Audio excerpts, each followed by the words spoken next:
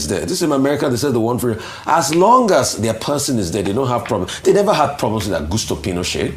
Salvador Allende was legally elected in Chile then in the 60s. You should channel this energy in Nigeria. As long as a Yoruba man is in power, the Yoruba people don't care. Yeah. As long as an Hausa man is in power, Hausa people don't care. Mm-hmm. As long as a middle bottom person is in power, they don't care. So when you are saying this as if it is something that is very close in your house there, that is why we are crying for the disintegration of the zoo. So that people can be able to build their own country, create country according to value system, and begin to live peacefully among themselves. This energy you are using to explain to us what happens in the US politics and whatever, that is how the world operates. Interest. Yeah. It is not new. Everybody wants interest. Russia, they cannot go anywhere without having an interest. China cannot enter anywhere without having an interest. Nigeria went to Benin Republic because of their interest. Yeah. So why is that the United States different? Yeah, it's all about interest. The UK is holding Nigeria captive today because of interest. Exactly. So why are you blowing that trumpet as if that one is different?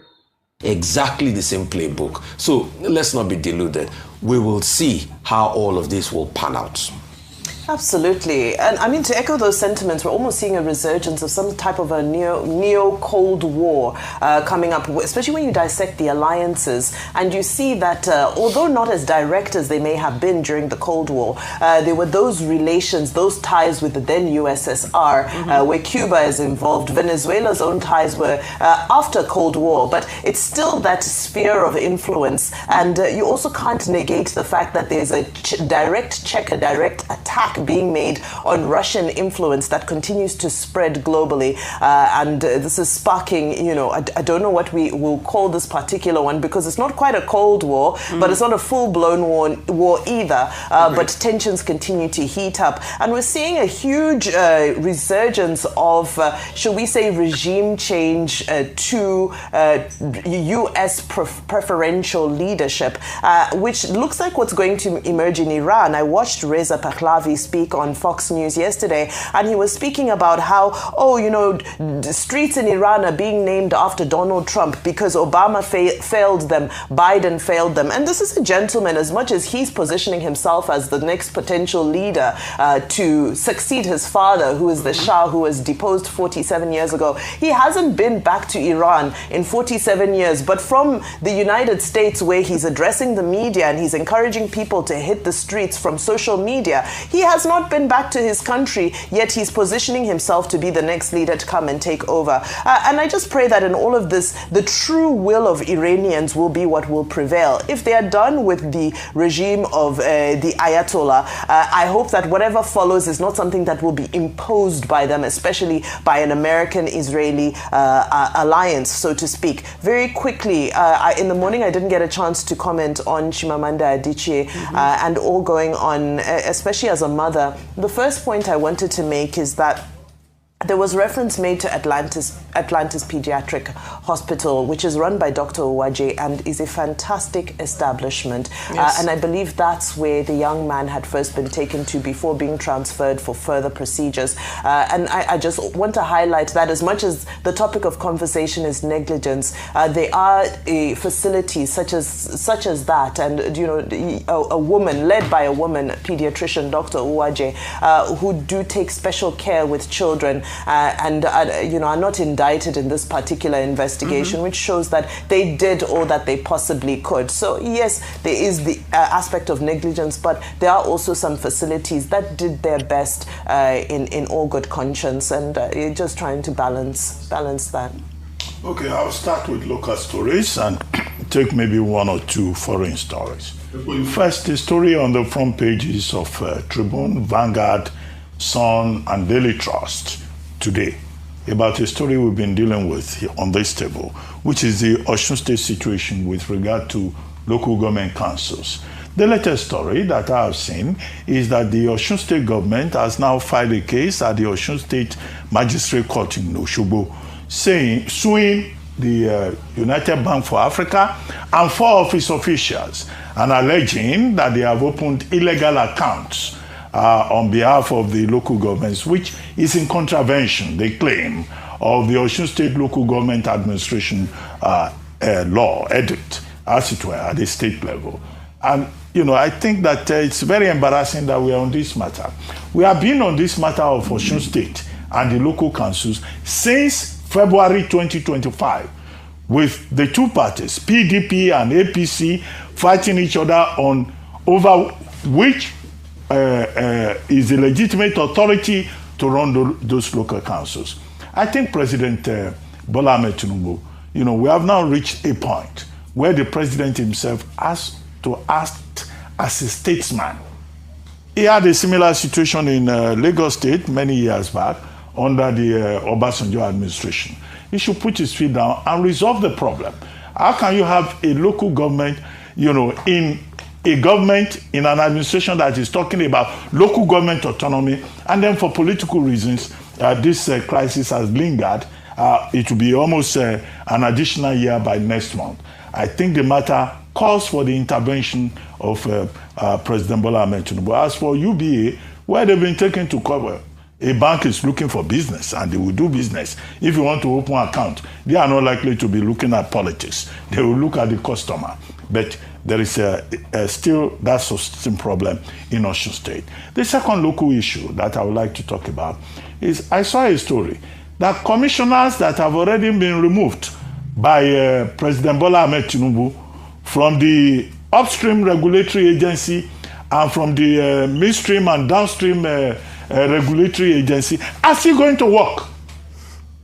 Now, this raises a moral question. Whoever those commissioners are, they should just act in a mature manner, in a reasonable manner, and be moralistic. If they have removed you and they've sent other people's names to the National Assembly for endorsement, for ratification, for vetting, why are you still going to the office? And I think at the NUPRC, where only in Nigeria, people who are already been sacked and removed from their work, they are still going to work and receiving salary. Ghost workers. Ghost workers. Ghost workers. Yeah. From the direction of the president, to they have been removed. They are no longer existing, but they are still going to work and receiving salary. we have Mrs. Eyesan in charge, and NMD PRA, where we have Engineer Mohammed in charge. They should tell the security people, those commissioners, recalcitrant commissioners who are sitting tight, if they come to the office either this morning or tomorrow morning, they should be turned back. When you don't disgrace some people, they don't learn. The story F-face Ruben Abati, where is the president he's talking about? Can anybody ask Ruben, where is Tinubu? Where is that president? Ask me. If these people are not just, they themselves recast. Oh my God! Oh, could Nigeria So can somebody ask Ruben about it? Where is this president you are making? How many times he mentioned Mr. President? Where is Mr. President? Somebody should ask him. He probably knows. Let him tell Nigerians, where is he? Nigeria. This is what has been going on and continue to repeat itself. With Yaradua, with Buhari, with Tinubu, this is what we get from Southwest and majorly Northern Fulanis. This is what we continue to get. Yeah? Then do well. How do you that I read, I don't want to mention anybody's names, but they should lend themselves common sense and stay away from the place. Finally, on elections. Now there will be elections, general elections in over 40 countries in the year 2026, involving about 1.5 billion people voting to elect people, about 1/5 of the world's population. However, this January, you mentioned Uganda, Portugal, and Myanmar.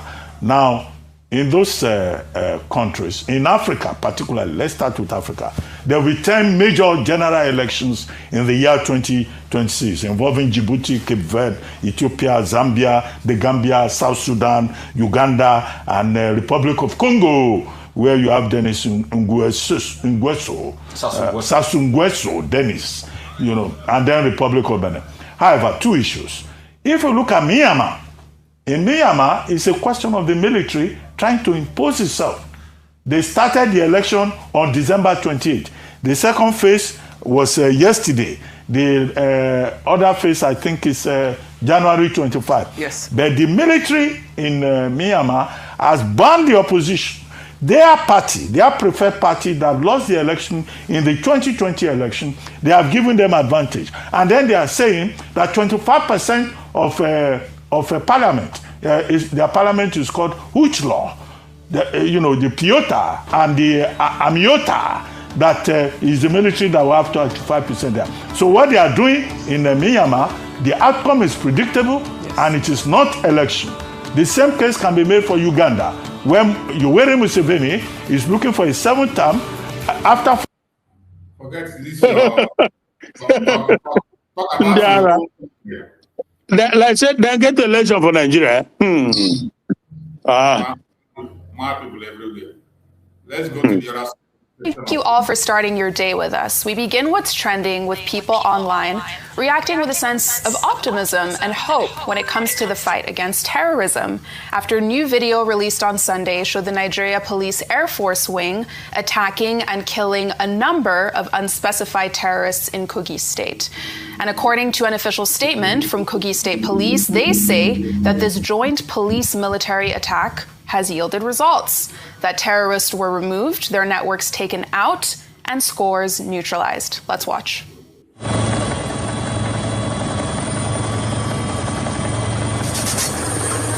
Is this not the video we watched yesterday? The video we watched yesterday, and we did not see anybody neutralized. We did not see any movement in the forest. Now look at how they are reporting it as if they did something.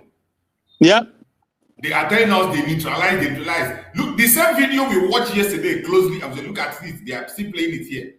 Yeah. And before he started playing it, telling us how they succeeded. You're like, Mal, just 1 minute. Telling us how they neutralized. What did they neutralize? They neutralized nothing. They neutralized absolutely nothing. And when you see this, you push this, their lies and their propaganda and lie, you begin to wonder, where is their conscience? Where is their conscience? These people don't have conscience at all. They don't have conscience. Only lies. Continue to spill lies every blessed day. And you think lies will save you. This joint police-military attack has yielded results. That terrorists were removed, their networks taken out, and scores neutralized. Let's watch.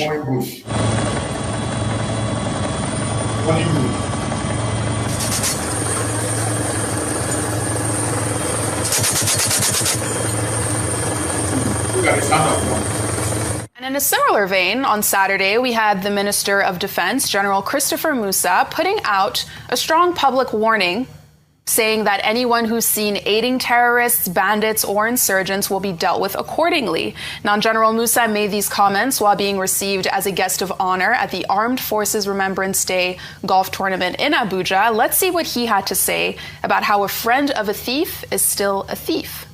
Those bandits, criminals, insurgents, terrorists should stop. Because they say the friend of a thief is a thief. For us, if we get to the battlefield and you are among them, then whatever happens to them happens to you. And it's important for those good Nigerians to provide necessary information as quickly as you see something so the action should be taken. And the armed force is always ready to react. But in the backdrop of all of this, we had Nigerian forces seeming to go all in the fight against terrorism.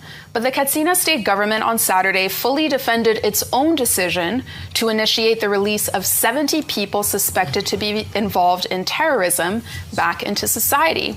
Now, according to the Commissioner for Internal Security and Home Affairs, Nasir Muazu, you see on your screens, the decision is all part of the peace agreement between communities and bandits that have repented across the state. So on the one hand, we have this large-scale operation between the Air Force and police to kill terrorists in Kogi. We have Musa making it clear that the federal government has a zero-tolerance policy against anyone aiding terrorists. But then you have this initiative from the Katsina state government to release repentant terrorists back into society. So, Rufai, I'll start with you. How's the public supposed to reconcile all of this? You remember Fela Kuti had a song?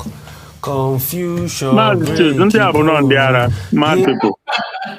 people. Which massive or mass scale, well, how did she put it? They're not fighting any terrorists. They are just showing a video of a burning bush somewhere.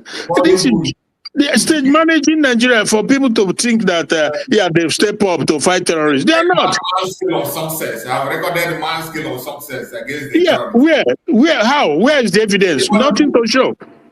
And Musa is there. Nobody is asking Musa about what has become of your investigation. Yes. You have to. First things first. There should be first things first. You finish what you are doing, then you say you want to investigate what led to the kidnap of those children. What become of it? Nobody know that one. And he come now to say that no zero sympathy for whatever. I don't know. But does he not know that he was in Middle East that time when the list was issued, the list of the terror sponsors and financiers? Why are they not going after them? They are just managing this whole thing just to make people believe what is not true. It's crazy, my brother. Double wahala for daddy body and the owner for daddy body na double. That's exactly what's happening. Yeah. The military chief is saying, we got to kill them because, yes, we got to kill them. Yeah, These true. people kill, they destroy lives, they maim. And you can see the efforts being spent. Do you know what it costs? I think it was the military chief that was saying it costs hundreds of thousands of dollars to get a missile. When you fire a missile, you lose hundreds of thousands of dollars. At the same time, the state government is saying they had a peace deal with the bandits and they had the temerity, the unmitigated temerity to write to the Judicial Commission to release bandits because they had a peace deal with them. How mad can we get in this country? In one fell swoop. So if the military chief is saying that if you're a friend to a bandit, then you are an accomplice. The Katsina state government, can we by extension say they're accomplices in this? Because we need to be able to rate them out. These are people that are causing terror. And we have seen in the past, it's not today they're signing peace deals with bandits. They don't always keep to the agreements. God knows how many peace deals they've signed. They've signed peace deals in the past, but nothing came out of it. So I would like to go in line with what the military chief has said. We should not encourage the Katsina state government. In fact, they should call the governor to order. I don't know who supported this brokering of this peace deal that the bandits have the temerity to go across local governments. I think that was even the point they should have even arrested those bandits in the first place and make them face the full wrath of the law. We can't keep pampering insecurity. These are vestiges of a failed state. Right. Well, very quickly. I think the Katsina state government, regardless of the explanation by the Commissioner for Home Affairs and Internal Security, is guilty of the same thing that the Minister of Defense, General Musa, was talking about, aiding and abetting, which is a crime in itself, within the purview of Section 7 of the Criminal Code of the Federal Republic of Nigeria. Now, the Minister of Defense was saying that, look, if you cooperate and you support terrorists, you are guilty and you too can be punished. Because the receiver of stolen goods under Section 247 of the Criminal Code is also a thief. So if you are aiding and abetting and you are acting as a fence, helping criminals, don't forget the word bandits. We're talking about criminals here. People who are... You see these people, when they serve them well, they will use the right language. Yeah. These people are not criminals, they are terrorists. Exactly. Even him, he's still painting the word, calling them criminals. What do you mean by criminal? Oh, okay. Criminal is even making them more lighter than the bandits they call them. When you call them criminal, you're even making it much more lighter. All the members of the Senate are criminals. Yeah. All the senators are criminals. All the governors are criminals. Yeah. So when you begin to call them this, use this term criminal for them, you are still painting them light.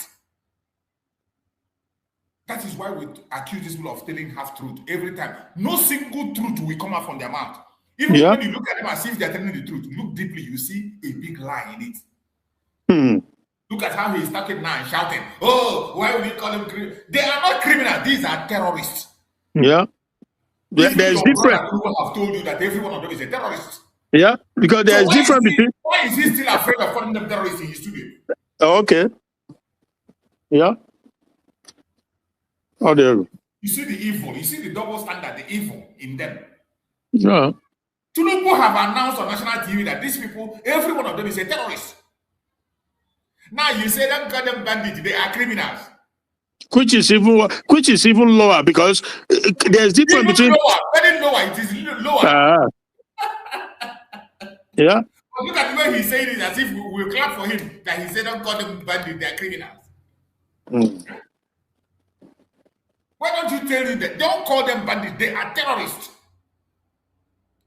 And because the president has said so, why don't you use that term, terrorist?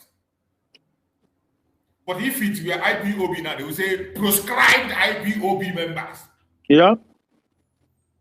Proscribed IPOB terrorists. He will say it without thinking twice. Mad people everywhere. Abducting other people. In one of the local governments in that same Katsina state, they abducted 162 persons.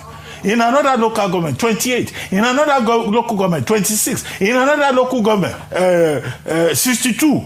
And now you are saying, oh, you have collected some persons back and you have released 70 persons.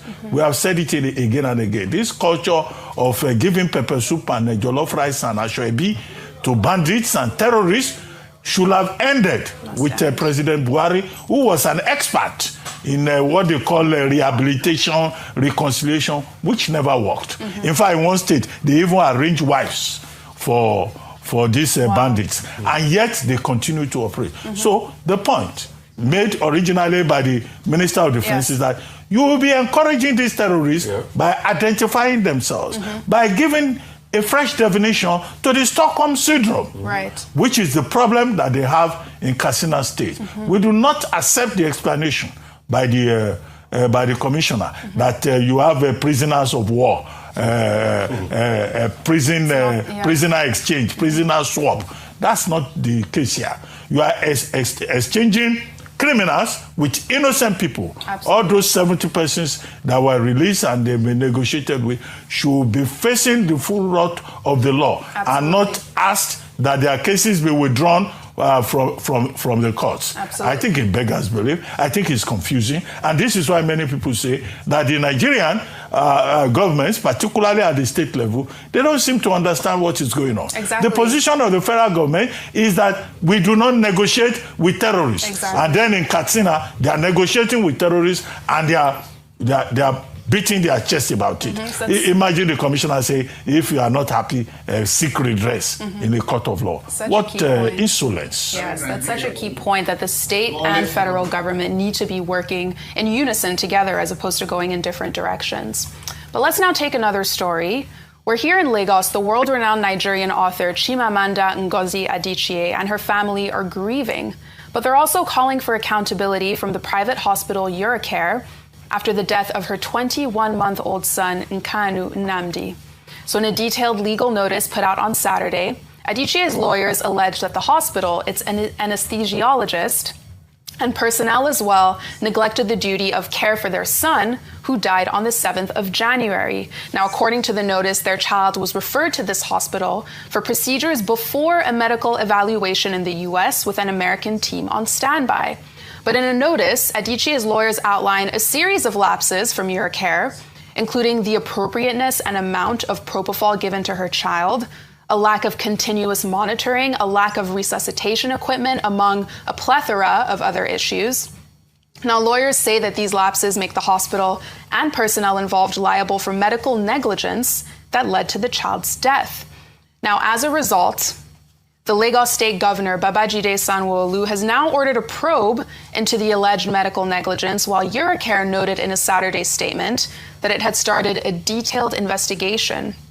We also know that the doctor involved in the incident has reportedly now been suspended. And Vimbai, I'll come to you on this because, one, this is such a tragic story that we took as it broke. But what's also been interesting to see has been how online so many people have now come out to share their own stories about how loved ones have either passed away or almost passed away because of medical negligence at hospitals in Nigeria. Yes, and as a result of this, a lot of us have sort of traumatic responses when we go into hospitals now.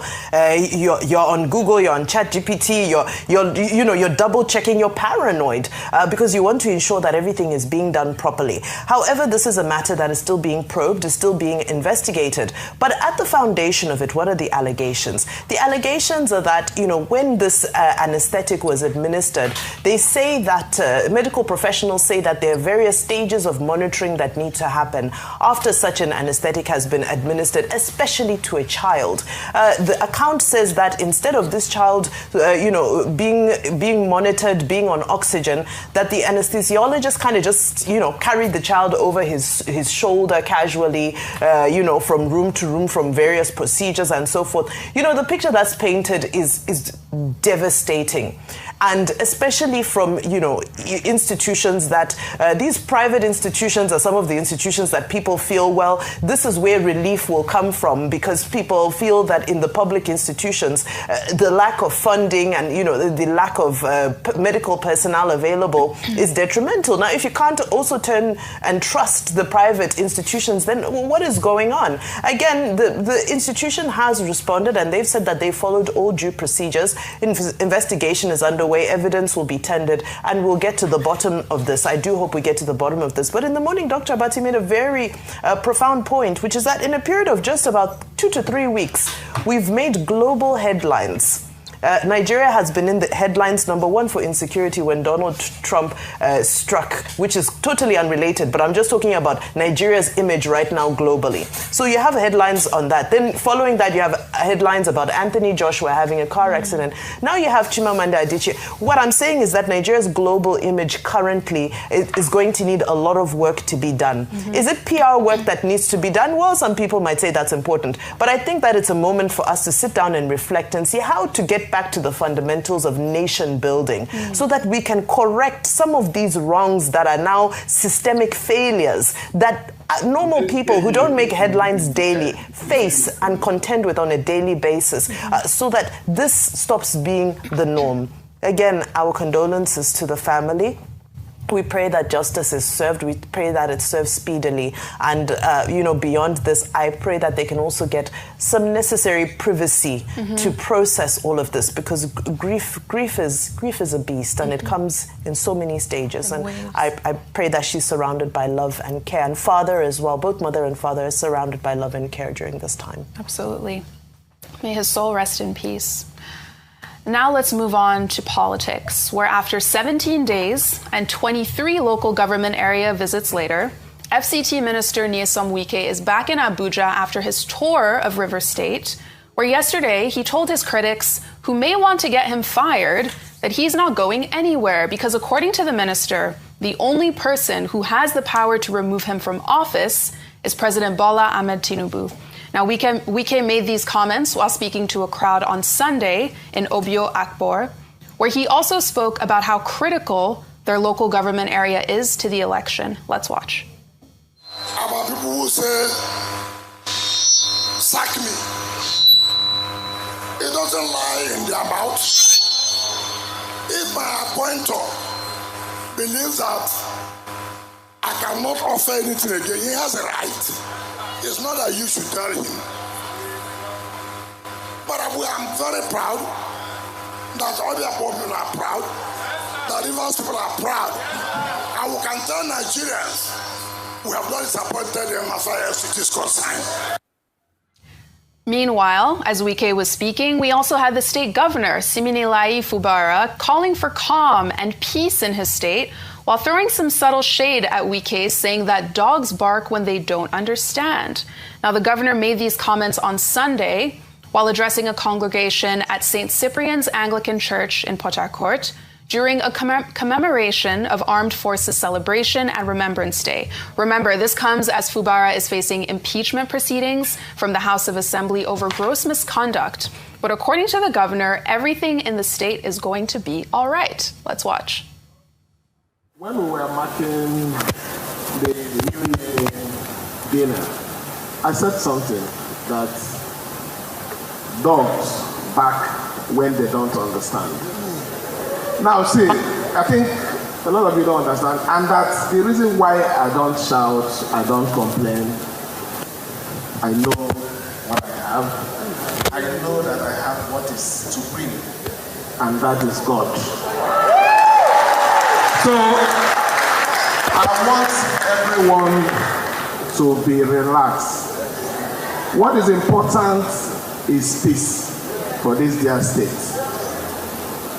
And we'll get it. One quick reaction before coming to you, Dr. Adichie. Adebanji said, Governor Fubara, this is the tweet, with all due respect, peace isn't restored by proverbs, it's restored by power. You've been talking about peace since last year, yet the political temperature in the state is still at boiling point. While you're speaking in parables, the dogs you are referring to are busy marking their territories and locking down the grassroots. Now, Wike and Fubara are clearly two very different types of politicians in terms of their delivery, their tone, their approach to politicking overall. And their two speeches yesterday were very evocative of their differences, Dr. Adichie. And I guess the question now is, who will win out? Okay, I'll be very brief. Because only yesterday I had a sit down with the governor of whether he was in town or not, whatever will happen, will happen. What is important is to have solid structures in place. Number 3 is that we also read in the papers that continue to suffer in that manner. So the intervention by the president, I think, is welcome. Where people there are commending Governor Monday Okpebholo's work on the notorious Benin-Sapele-Warri Road and the progress he's made to build it up. So it had been a federal road until recently, and we'll show you pictures, when it was taken over by the Edo state government. And according to residents there, who often protested that the road's inoperable state, the changes have now been palpable, as you see. Residents say that transport is eased and economic activity is slowly coming back to life, as this is a critical road that connects Edo to other states in the south-south and southeast. But let's stay in Edo State, because as the state makes strides when it comes to roads and infrastructure, activities in Asal West local government area came to a standstill this Saturday, with mass protests taking over as residents came out to protest the sharp uptick in kidnappings. So in videos circulating on social media, protesters are seen singing solidarity songs, tearing down 2027 campaign posters, while also blocking parts of the federal highway, because according to them, police there are not doing enough to keep them safe. Let's watch.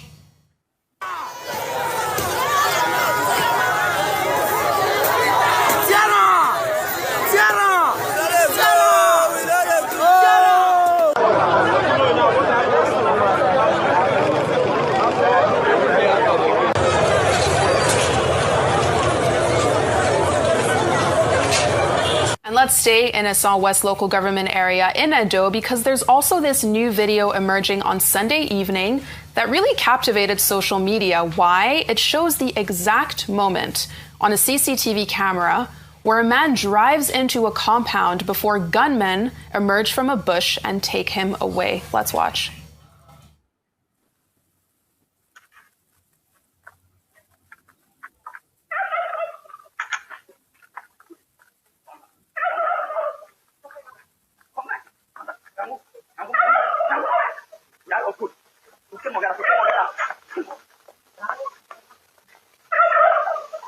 Now, in a statement signed on Saturday by the governor, Monday Okpebholo, his press secretary, he said that his administration has invested in modern security apparatus and intelligence to tackle criminals, adding that kidnapping is being addressed. But clearly, the issue here is that for a lot of people, their lives in Edo are clearly being upended, and to see abductions happen on video is especially jarring, Rufai.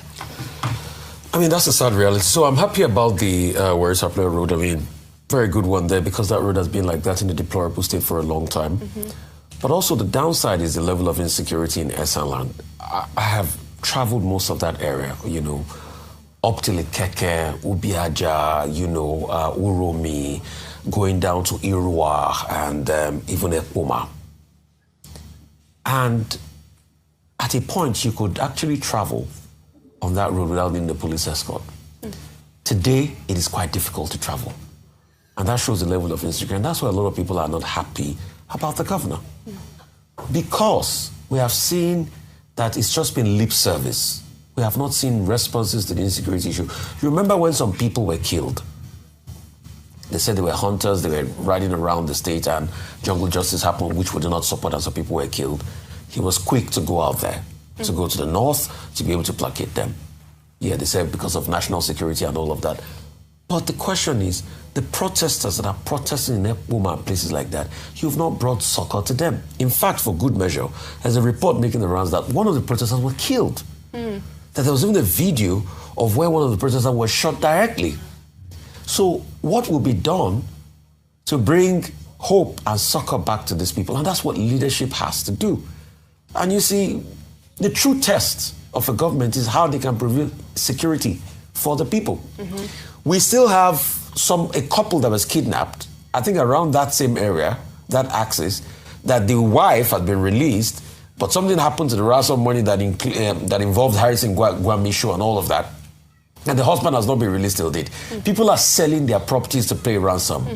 Livelihoods being destroyed as we speak. And that's why we like the governor to wake up. You see, leadership is serious business. It's just not by saying that you've invested in heavy security and all of that. When we see the investment, we will know.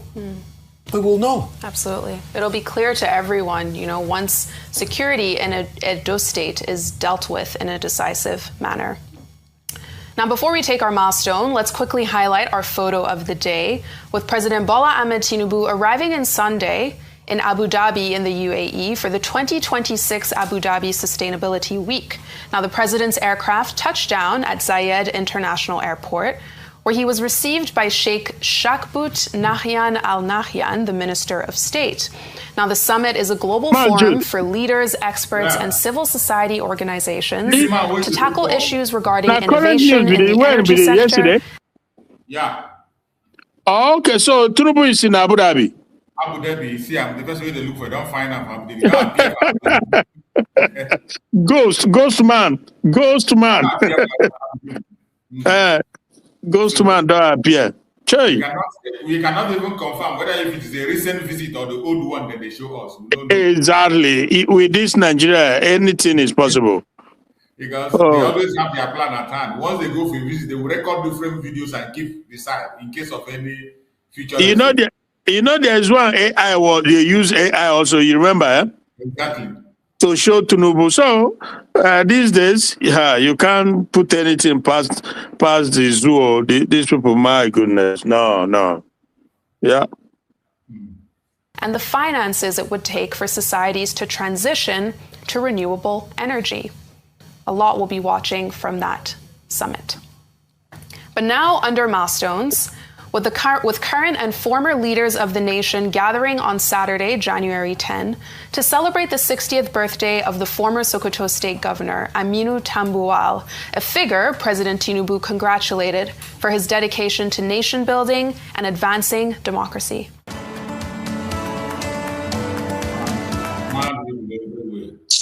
How do you? Mad people everywhere. They always continue to deceive themselves, and deceive their masses. And the worst citizens I have seen in this planet Earth is Nigerian citizens, those that claim to be Nigerians. Yeah. These people are so useless. They are very good they love suffering like nothing else. Suffering and smiling. Something will be happening. They will never protest or complain until their own family member is involved. When their family member is involved, when they are directly involved, that is when you see them begin to shout and run right basket. You think they are serious. Yeah. You think they are not serious? The next minute they forget about it and they begin to talk about different thing altogether. Police begin probe as generator fume kill family of 6 in Rivers State. You hear them? You see? See, in 21st century, now generator smoke, they still kill people. And this thing, Marjus, it's been happening like this for many decades. You know that, Of course, this is not the first time. Oh, okay. It's been happening for ages. We've been hearing about it in those days. Yeah, because there's no electricity. No electricity. And the government no one do anything about it. Nothing. Everywhere generator to smoke. People they inhale. They no. Nigeria. And you know the kind of houses they have in Nigeria. I face me, I face you. Everybody with his own generator. Yeah.